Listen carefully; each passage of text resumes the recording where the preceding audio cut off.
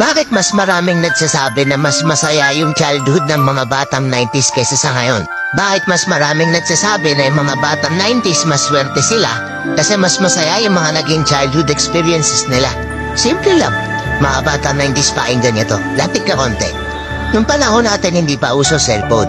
Hindi pa uso yung puro Mobile Legends. Lalaro ka sa cellphone, manonood sa cellphone. Lahat ng laro natin nung bata tayo puro physical. Naaalala mo pa ba yung lalabas ka sa hapon para lang makipaglaro sa mga kaibigan mo? Yung tipong nababadtrip ka na kasi nabuburot ka na sa laro. Pero tuloy ka pa rin kasi masaya ka makipaglaro sa kanila. Yung tipong lalabas ka ng alas 3 ng hapon hanggang alas 6 hindi ka na pwede magpagabi kasi mapapalo ka.